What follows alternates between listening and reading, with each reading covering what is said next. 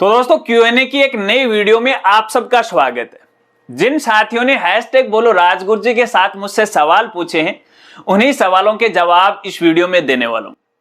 नमस्कार साथियों, मैं हूं आपका अपना साथी राजगुरु जी और आप देख रहे हैं राज स्कूल हेल्प यूट्यूब चैनल।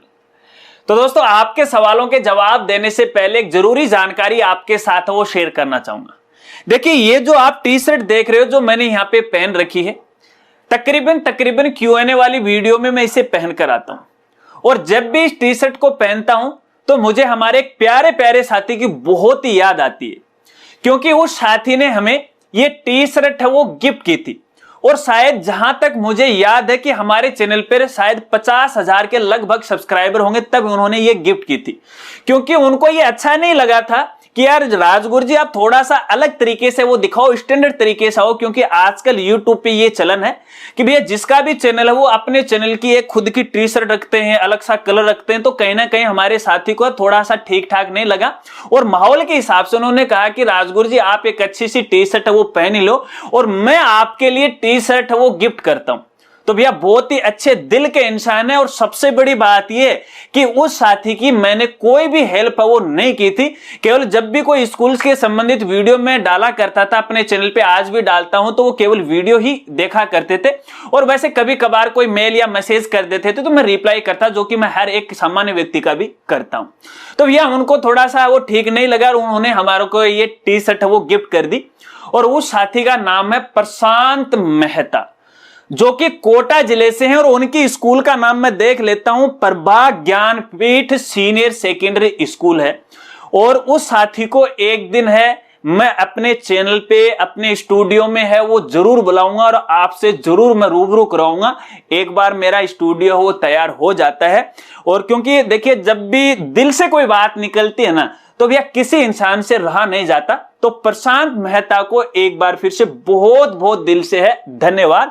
आप अपना प्यार और सपोर्ट है बस इसी तरह से वो बनाए रखिएगा। ये जानकारी मैं आपको इसलिए भी दे रहा हूं क्योंकि बहुत सारे नए नए साथी हैं वो हमारे साथ जुड़े हुए हैं, हमारे बैकग्राउंड का थोड़ा सा उनको कमी ध्यान है, इसलिए आपको याद दिलाने की मैं कोशिश कर रहा था। अगर आप भी चाहते हैं तो कोई छोटा मोटा गिफ्ट है आप मेरे साथ है वो शेयर कर सकते हैं। हालांकि देखिए मैं आपके प्यार और सपोर्ट का भूखा हूं, पैसे का भूखा नहीं हूं। अगर आपका प्यार और सपोर्ट इसी तरह से मिलता रहा तो हम इसी तरह से आपको नई नई जानकारियों से वो रूबरू करवाते रहेंगे। चलिए अब आपके सवालों की तरफ है वो बढ़ लेते हैं और सवाल काफी हैं, जल्दी जल्दी मैं उनका उत्तर आपको देता हूं।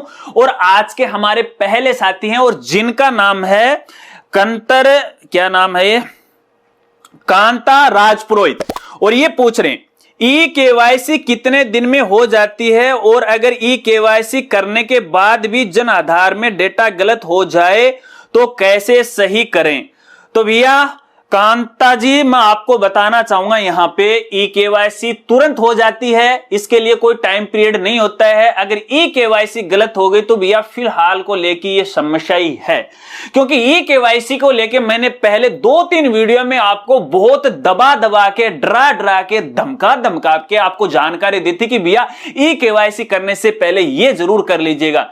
वो वीडियो शायद आपने नहीं देखी होगी। फिलहाल ये समस्या है, ई-केवाईसी करने के बाद डेटा में अपडेट नहीं होगा और लगातार अगर इस तरह की समस्याएं आती रहेंगी तो शायद डिपार्टमेंट है इसके लिए आपको कोई दूसरा अल्टरनेट वो दे सकते हैं, लेकिन फिलहाल इसके लिए कोई भी समाधान नहीं है। चलिए अगले साथी का सवाल लेते हैं और पूछने वाले हैं ए कुमार फीड एजुकेशन क्लास, बहुत बड़ा नाम रख लेते हैं यार, बोलना भी नहीं आता फिर मुझे।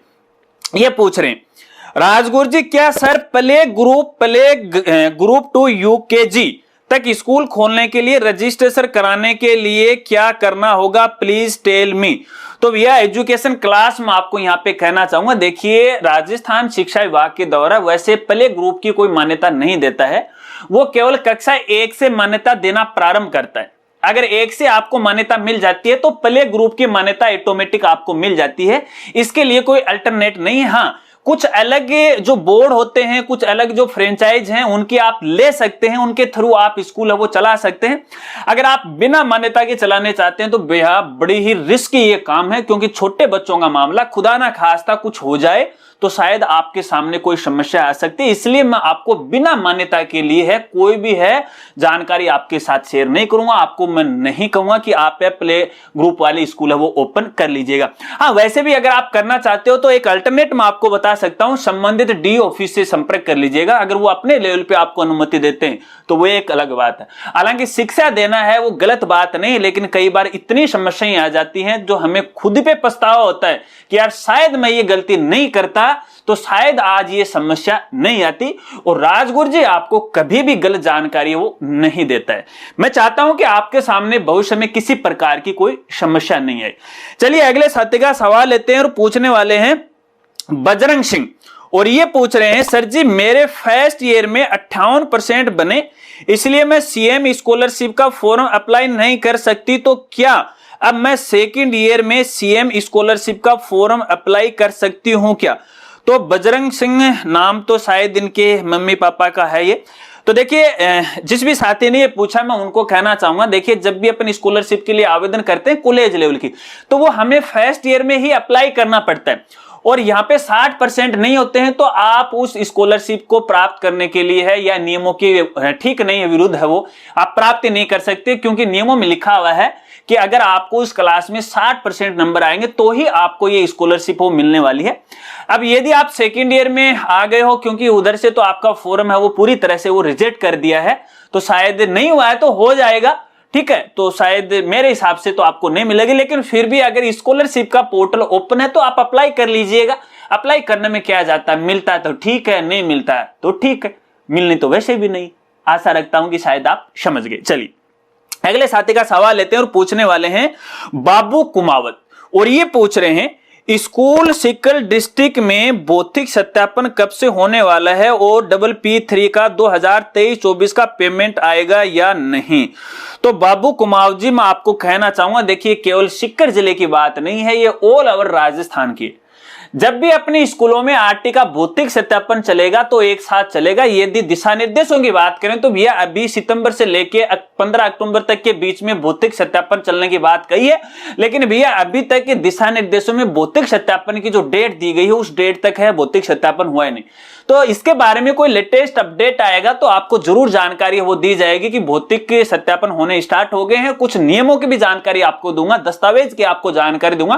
थोड़ा सा धैर्य बनाए रखिए और रेगुलर मेरे साथ वो बने रहेगा। बस 5-10 मिनट मेरे लिए निकाल लिया करो और आपका काम बन जाएगा। रही बात यहाँ पे पेमेंट की, तो भैया पेमेंट तो 100% आएगा, लेकिन कब तक आएगा ये मैं गारंटी नहीं दे सकता, क्योंकि ये देने वाली सरकार है, शिक्षा विभाग है। अब उनकी यहाँ पे मंशा है तो वो आज ही दे दे, वरना दे नहीं वो अगले 2 साल तक, है ना। तो इसकी मैं कोई गारंटी आपको नहीं दे सकता। चलिए अगले साथी का सवाल लेते हैं और पूछने वाले हैं भागीरथ कुमार, और ये पूछ रहे हैं सर मेरे छोटी भाई के बीएसटीसी में 213 नंबर बने हैं और वो विकलांग एससी कैटेगरी से है, तो उसको ऑल राजस्थान भरने पर कॉलेज मिल सकती है क्या, प्लीज बताना।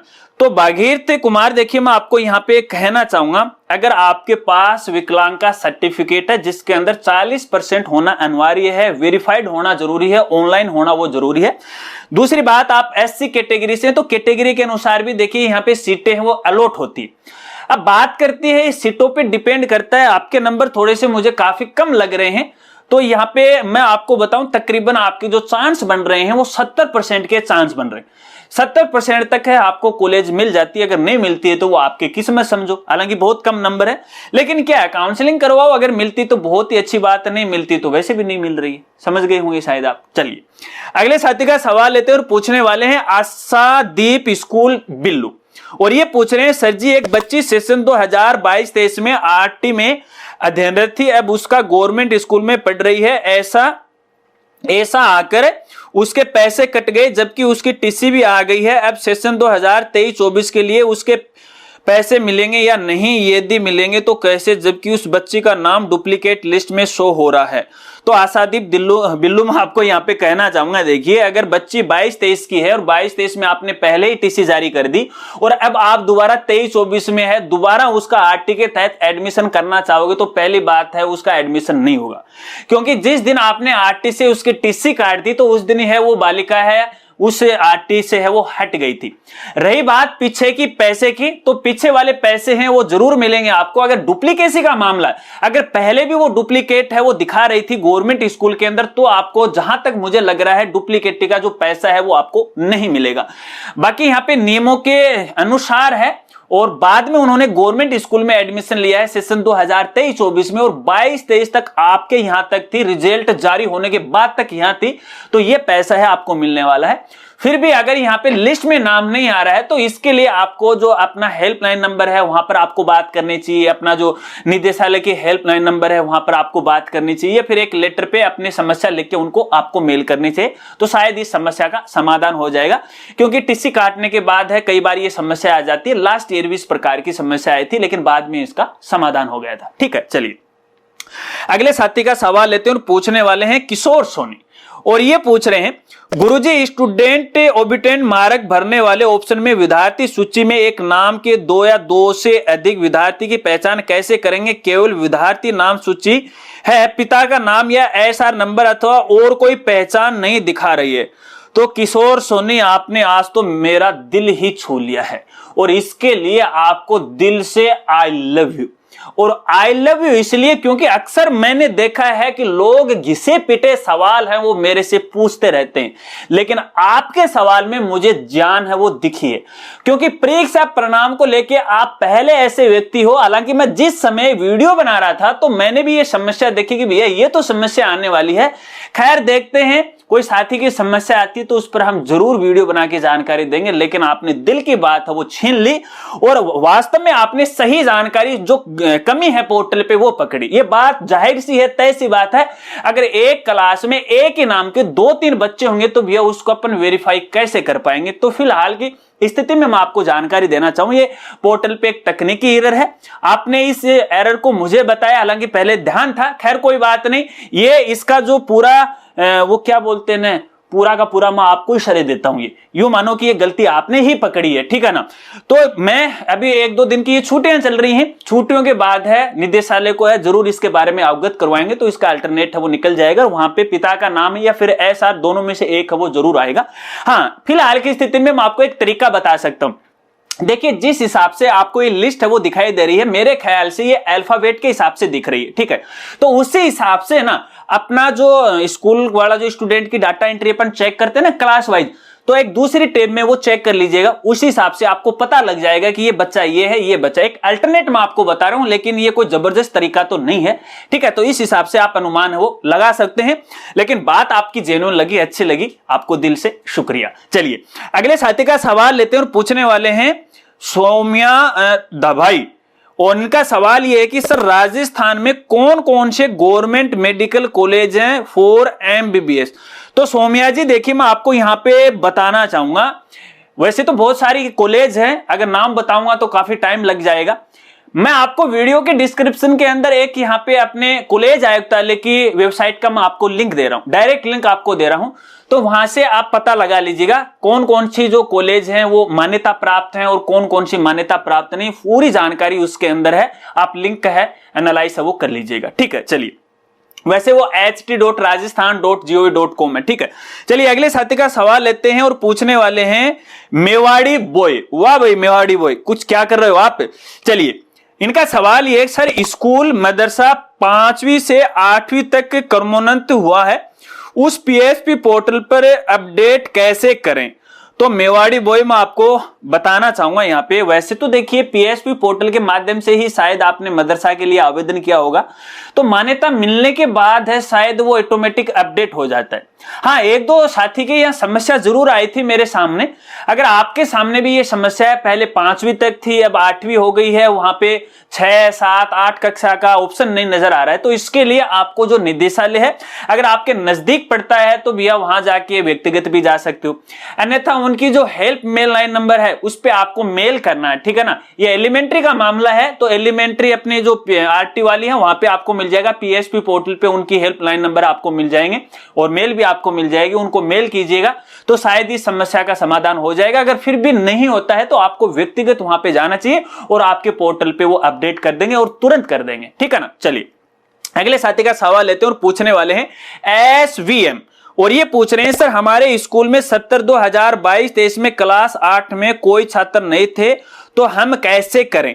तो अगर कोई छात्र है नहीं तो खाली छोड़ दो ना, कौन आप पे प्रेशर डाल रहा है कि आपको भरनी है ही नहीं, 0-0 तो किसके भरोगे, खाली छोड़ दो, हैं फालतू में टेंशन ले रखिए। चलिए अगले साथी का सवाल लेते हैं और पूछने वाले हैं मोनिका राजपुरोहित, और ये पूछ रही हैं किसी कारण से फर्स्ट ईयर की सीएम या पीएम स्कॉलरशिप नहीं आने पर क्या दोबारा सेकंड ईयर में इस स्कॉलरशिप का फॉर्म अप्लाई कर सकते हैं, प्लीज बताएं। तो मोनिका देखिए मैं आपको कहना चाहूंगा सबसे पहले तो मुझे आपको वो कारण बताना चाहिए था ताकि मैं आपको बता सकता था कि आप इसके लिए एलिजिबल हैं या नहीं है। तो अगर वहां पे अगर आपकी स्कॉलरशिप रिजेक्ट हुई है किसी कारण से तो भैया मेरे ख्याल से वो आपको नहीं मिलेंगी। और कई बार ऐसा होता है कि देखिए सभी स्टूडेंट को नहीं मिलती है बेवजह ही, मतलब या तो वो मेरिट में नहीं आता हो, सरकार जितना बजट जारी करती हो बजट उनके पास कम पड़ गया हो, तो कुछ एक स्टूडेंट को ये दी जाती है। ठीक है, अगर यहाँ पे आपका स्कॉलरशिप का उसको रिजेक्ट नहीं किया गया है या कोई ऐसा नियमों के अनुसार आपको कोई कारण नहीं दिया गया कि इस वजह से आपको स्कॉलरशिप नहीं मिल रही है, तो आप इस साल दोबारा आवेदन कर सकते हो सकता है कि इस बार आ जाए। अब मिलेगी नहीं मिलेगी ये तो मैं भी पक्की गारंटी आपको नहीं दे सकता क्योंकि यार उनके हाथ में होती है। अब दिशा निर्देशों के हिसाब से तो हम आपको जानकारी दे देते हैं, अब पता नहीं वो बीच में कौन सा अपनी राजस्थानी भाषा में बोलते हैं ना अड़ंगा फंसा दी, अब उस अड़ंगे को कौन निकाले, सिर्फ और सिर्फ वही निकालेंगे, समझ रहे हो ना। तो ये बात है, बाकी क्या ऑब्जेक्शन आया है आप मुझे इंस्टाग्राम पे बता दीजिएगा, आपकी पूरी सहायता की जाएगी। चलिए अगले साथी का सवाल लेते हैं और पूछने वाले हैं शिवम तिवारी, और ये पूछ रहे हैं सर जन आधार में डॉक्यूमेंट अपलोड करना जरूरी है क्या, क्योंकि हर किसी का जन्म प्रमाण पत्र नहीं बना है और अब 40-50 की आयु में माता पिता और मेरा 25 जन्म प्रमाण पत्र बनवाने में बहुत परेशानी होगी, कुछ उपाय बताएं। और पिताजी के लेबर कार्ड मांग रहे हैं जबकि लेबर कार्ड बना ही है, प्राइवेट जॉब करते हैं, वहां ईएसआई कार्ड बना है, प्लीज सजेस्ट कीजिएगा। तो सीएम तिवारी मैं आपको कहना चाहूंगा इतना टेंशन क्यों ले रहे हो, क्यों घबरा रहे हो, जन्म प्रमाण पत्र नहीं है तो उसका कोई दूसरा प्रूफ होगा ना, जरूरी थोड़ी आप जन्म प्रमाण पत्र पर है। अरे मुझे एक बात बताओ, आपको ये कहते हैं कि भैया यहाँ पे मैरिज सर्टिफिकेट अपलोड करो, ठीक है, तो ये बात सही है क्या, मतलब आप शादीशुदा नहीं और मैरिज सर्टिफिकेट अपलोड कर दोगे, तो इसका भी कोई दूसरा अल्टरनेट होगा ना भाई, जन्म प्रमाण पत्र के जगह है आप 10वीं की मार्कशीट अपलोड कर दीजिएगा, तो वही एक जन्म प्रमाण पत्र है भाई। 10वीं का जो दस्तावेज होता है वो हमारे लिए इंपॉर्टेंट है। इसके अलावा देखिए जब आप ई-केवाईसी करोगे तो ई-केवाईसी करने के बाद आपको अपने सभी डॉक्यूमेंट अपलोड करने पड़ेंगे, जैसे एक तो जन्म का प्रमाण पत्र है, मूल निवास है, जाति का है, इसके बाद आपका बैंक का है, आपकी जो भी कैटेगरी वगैरह वगैरह जो भी है, मतलब सारे डॉक्यूमेंट आपको अपलोड करने हैं वेरिफिकेशन के लिए, क्योंकि ये जरूरी हो गए। शुरुआत में जब जन आधार कार्ड या भामाशाह कार्ड बना था ना तो उस समय जरूरी नहीं थे, लेकिन आजकल फिर मैं वही कहूंगा राजस्थान सर अड़ंगा फंसा रही है, अब के करा तो मन नहीं करना। तो ये तो देखिए डॉक्यूमेंट तो आपको अपलोड करना ही पड़ेगा।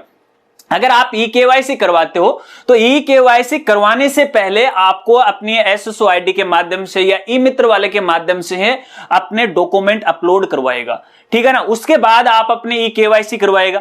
अगर डॉक्यूमेंट पहले अपलोड नहीं हो रहे हैं तो पहले ई-केवाईसी करवा दीजिएगा फिर डॉक्यूमेंट अपलोड कर दीजिएगा, इस बात को आपको खास तौर पे ध्यान रखना है। और जो डॉक्यूमेंट नहीं है तो उसका एक अल्टरनेट डॉक्यूमेंट आपके पास है वो लगा दीजिएगा। अगर बात करें माता पिता के जन्म प्रमाण पत्र की तो कहां से लेके आएंगे मुझे ये बताओ, तो उसका अल्टरनेट अपना आधार कार्ड है ना, अरे आधार कार्ड लगा दो उसकी जगह, दिक्कत कहां आ रही है। फिर आधार कार्ड को अगर वो रिजेक्ट करते हैं तो अपने सरपंच होता है गांव का और उनको ये बोलो लो सरपंच साहब इसको प्रमाणित करो कि मेरे पिता की मेरे माता की ये जन्म तिथि थी, इसका ये डॉक्यूमेंट है, सरपंच साइन मार देगी, फिर तो कोई रिजेक्ट नहीं करेगा। तो अल्टरनेट होता है, घबराना नहीं, ठीक है ना। और राजगुरु जी के होते हैं तो वैसे भी आपको टेंशन नहीं लेना, ठीक है। चलिए अगले साथी का सवाल लेते हैं और पूछने वाले हैं सुजल गुप्ता, और ये पूछ रहे हैं एक बात बताओ यारो मुझे, इसमें देखिए मैं तकरीबन अपने साथियों की नाम ले रहा हूं, आईडी है इनकी, और सबके आगे यहाँ पे 16-62 ऐसे लगा हुआ है, ये क्यों लगा रखा आपने, मेरे समझ में नहीं आ रहा है। ये ऐसा मत लगाया करो ना, आपने मेल आईडी बनाएगी तो गूगल ने ऑटोमेटिक है वो दे दिया हो गया, तो मेल आईडी वाला यहाँ पे उठाया इन्होंने, या फिर यहाँ पे पता नहीं क्या कौन सी आप शॉर्ट में चल रहे हो, खैर कोई बात नहीं, ठीक है। सवाल ये इनका कि सर आरबीसी 12th की मेरिट लिस्ट तो अपडेट ही नहीं हुई है, इंस्पायर का फॉर्म कैसे भरें। बिल्कुल सुजल गुप्ता, शायद मुझे ऐसा लग रहा है कि आपने पहले भी मुझे ये सवाल पूछा होगा। तो देखिए अभी मैंने उस समय भी आपको बताया था कि अभी देखिए रिजल्ट धीरे धीरे आ रहे हैं, तो रिजल्ट है सबके अपडेट होने। अभी वहां की साइट के ऊपर अगर अपडेट नहीं हुआ बोर्ड की तो अपडेट हो जाएगा। अभी 1-2 दिन की छुट्टियां चल रही हैं और छुट्टियों के बाद है मैं जरूर है अपने आईटी डिपार्टमेंट के संबंधित जो अधिकारी हैं उनसे मैं जरूर रिक्वेस्ट करूंगा कि भी जिनका रिजल्ट यहाँ पे डिक्लेयर हो गया है तो उनका तो पोर्टल पे अपडेट करवा दीजिएगा ना, मैं उनको बोल दूंगा, ठीक है ना। तो देखिए कल सोमवार हो गया, मंगलवार को मुझे याद दिला देना आप, मुझे मेल कर देना, राजगुरु जी राज पे मेल कर देना। इंस्टाग्राम तो मैं रात को खोलता हूं, फिर वही रात वाली बात चल जाएगी, तो मेल कर देना तो मुझे याद आ जाएगा, तो उसी वक्त मैं उनको है व्हाट्सएप कर दूंगा और उनको ये रूबरू करवा दूंगा। चलिए अगले साथी का सवाल लेते हैं और पूछने वाले नितिन कुमार, और ये पूछ रहे हैं सर क्या सीएम स्कॉलरशिप सीएलजी वाले भी इस इनकम 4 पेज वाले को भी भरवाए कर ऑनलाइन करवाएं या एक पेज वाला चल जाएगा जो सीएम स्कॉलरशिप फॉर्म भरवा चुके हैं इस साल? हाँ नितिन कुमार मैं समझ गया, थोड़ा सा टूटा फूटा सवाल आपने, सीएलजी का मतलब कॉलेज से आप कहना। तो देखिए यहाँ पे अपने राजस्थान में क्या है कि जो 4 पेज वाला इनकम सर्टिफिकेट है वो हर जगह वो लागू हो गए। अब अपने यहाँ पे स्कॉलरशिप या अपनी एसएसओ आईडी स्कॉलरशिप के पोर्टल पे जाते हैं तो वहां पे पुराना फॉर्मेट ही आपको देखने को मिलेगा। तो शायद हो सकता है कि उन्होंने यहाँ पे अपना इनकम सर्टिफिकेट वो अपडेट नहीं किया है, ठीक है। तो आप 4 पेज वाला लगा दीजिएगा, कोई आपको दिक्कत नहीं है। और यहां पे रही बात 1 पेज की, यदि आपने पहले लगा दिया है तो भी दिक्कत नहीं आएगी। अगर दिक्कत आती है तो ऑब्जेक्शन लगा देंगे, आपको घबराने की आवश्यकता नहीं है, वो अपने आप बता देंगे भैया 1 पेज वाला नहीं 4 पेज वाला इनकम सर्टिफिकेट लगाओ, तो फिर वो डाउनलोड कर लेना। डाउनलोड हमारी साइट से भी आप कर सकते हो, स्कॉलरशिप वाले से, फॉर्मेट वाले मेनू सब जगह आपको मिल जाएगा, तो डरना नहीं है, घबराना नहीं है, ठीक है ना। चलिए अगले साथी का सवाल लेते हैं और पूछने वाले हैं बजरंग ई मित्र। आज सवाल काफी लिए हैं मैंने यहाँ पे क्योंकि बार बार साथी वो नाराज हो जाते हैं। इनका सवाल यह है कि सर अब की बार पेंशन 3 मंथ से रुकी हुई है, क्या करें, हो सकता है क्या? तो बजरंग ई मित्र मैं आपको कहना चाहूंगा, पहले तो आप ये पता लगाओ, शायद आप ई मित्र चलाते हो ना बजरंग, मुझे बताएगा कमेंट करके, हाँ सर मैं ई मित्र चलाता हूं, कहां से चलाते हो तो ये भी बताना मुझे, ठीक है। तो यहां पे देखिए पहले तो आपको ये पता लगाना है कि उसकी जो पेंशन रुकी वो क्यों रुकी। इसका एक रीजन ये हो सकता है कि देखिए सालाना यहाँ पे एक वेरिफिकेशन होता है, वार्षिक सत्यापन होता है, तो शायद हो सकता है कि जिस बंदे की पेंशन आनी है उसने वो नहीं किया हो, ठीक है ना। वैसे तो अगर वो हर दिसंबर महीने में वो हमें करनी पड़ती है, लेकिन शुरुआत में हो सकता है कि 1-2 महीने की आ जाए, फिर अब वो रुक गई है, ठीक है। तो एक तो वो पता कर लीजिएगा। अगर यहाँ पे उसका सालाना वेरिफिकेशन हो गया है तो फिर देखिए यहाँ पे कई बार ऐसा हो जाता है कि देखिए अपने ग्राम पंचायत के द्वारा ऑब्जेक्शन लगा दिया जाता है कि भैया इसको ये जो पेंशन मिलनी चाहिए नहीं मिलनी चाहिए, ठीक है ना। या फिर ऐसा यहाँ हो सकता है कि देखिए कारण मैं आपको बता रहा हूं, हालांकि ये 100% सही नहीं है। जैसे महंगाई राहत कैंप के अंदर है, यहाँ पे यदि पेंशन को लेके है वो नहीं करवाया ना रजिस्ट्रेशन, तो शायद एक कारण ये भी हो सकता है। तो ये 3 मोटे मोटे कारण हो सकते हैं। फिर भी मैं आपको यहाँ पे राय देना चाहूंगा कि आपकी जो पंचायत समिति है वहां पर जाना है आपको, और संबंधित जो व्यक्ति है जो पेंशन को देखता है, अलग अलग व्यक्ति होते हैं, पूछ लीजिएगा वहां पे जाकर के भैया इस तरह से वर्धा की पेंशन रुकी है, किससे हमें मिलना, तो वो बता देंगे, तो वो ओपन करके आपको सही जानकारी दे देंगे। अगर इधर उधर से आप देखोगे ना तो यहाँ पे दिक्कत आएगी। वैसे भी आप जो अपना एसएसबी वाला जो पोर्टल है ना पेंशन का, पेंशन वाले पोर्टल पे जाकर के वहां पे जो पीपीओ नंबर डाल के एक बार आप चेक कर लीजिएगा, शायद वहां पर भी कोई रीजन है वो आया होगा, ठीक है। अगर वहां पे ये बोल रहा है कि महंगाई राहत कैंप में रजिस्ट्रेशन नहीं हुआ तो रजिस्ट्रेशन करवा लीजिएगा। फिर भी जो समस्याएं आ रही हैं आप मुझे इंस्टाग्राम पे है जो भी स्क्रीनशॉट है वो जरूर शेयर कीजिएगा ताकि आपकी समस्या का समाधान करने की मैं कर सकूं, ठीक है। वैसे उनका पीपीओ नंबर है वो मुझे भेज देना, फिर भी मैं कोशिश करूंगा आपकी मदद करने की, ठीक है। चलिए अगले साथी का सवाल लेते हैं, और सवाल तो लगभग पूरे हो चुके हैं, मोबाइल में यहाँ पे रख देता हूं, ठीक है। चलिए तो आशा रखता हूं शायद आपके सवालों के जवाब आपको मिल गए होंगे। अब कुछ साथी नाराज भी होंगे कि राजगुरु जी हमने भी कमेंट किया था, हमारा कमेंट क्यों नहीं लिया। तो दोस्तों देखिए बात ऐसी है कि बहुत सारे साथी हैं, सबका सवाल लेना पॉसिबल भी नहीं है। कोशिश करता हूं कि मैं आपके सभी सवालों के जवाब दूं, लेकिन अब भी आप देख रहे हो तकरीबन वीडियो काफी लंबी बन गई है। यहाँ पे देखिए बहुत लंबी वीडियो बन गई, तो अगले Q&A में ट्राई कीजिएगा। कोशिश करेंगे कि आपका सवाल वो जरूर लूं। और इसके अलावा जब भी आप अपना सवाल लिखो तो हैशटैग बोलो राजगुरु जी के साथ वो जरूर लिखा करो, ताकि हम आपके सवाल को पिक कर लें और इसी तरह से Q&A वाली वीडियो में शामिल कर लें। अगर वीडियो जानकारी आपको अच्छी लगी हो तो वीडियो को लाइक कीजिएगा और अपने दोस्तों के साथ वो जरूर शेयर कीजिएगा। और चलते चलते एक जानकारी और मैं आपसे लेना चाहूंगा दोस्तों, देखिए आज तक मैंने कोशिश की है कि आपको हर एक सही जानकारी है, समय पे है, वो प्रोवाइड करवाऊं और कोशिश करता हूं मैं प्रोवाइड भी करवाता हूं। तो ऐसे में देखिए हमारे चैनल पे 1 लाख से अधिक सब्सक्राइबर हो चुके, ये उनका प्यार है, सपोर्ट है, क्योंकि उन्होंने हम पे ट्रस्ट किया।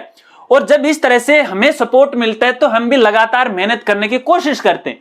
लेकिन एक सवाल फिर भी मैं आपसे पहुंचना चाहूंगा दोस्तों, बात यह है कि देखिए जो मैं वीडियो बनाता हूं वो आपको किस तरह से लग रही है, कैसी लग रही है, इसमें मेरी क्या कमी है, मुझे क्या सुधारना चाहिए, मुझे आपके सामने किस तरह से पेश आना चाहिए। जो भी आपकी राय है, जैसा भी आप कहोगे, मैं कोशिश करूंगा अपने आप को बदलने की। मैं बुरा किसी को भी नहीं मानूंगा, किसी को भी एक्सपोज नहीं करूंगा। अगर कोई ये साथी सोच रहा हो कि हाँ कमेंट कर देंगे तो राजगुरु जी अपने एक्सपोज कर देंगे वीडियो में, ऐसा बिल्कुल भी नहीं है, क्योंकि इससे मुझे सीखने को है, कुछ ना कुछ मिलेगा, है ना। तो इसके लिए मैं कुछ आपके लिए बेटर है वो कर सकता हूं, बस मेरा यही ख्याल है और यही सोच है। तो मिलते हैं फ्रेंड्स अगले एक नई वीडियो के साथ, तब तक के लिए जय हिंद, जय भारत।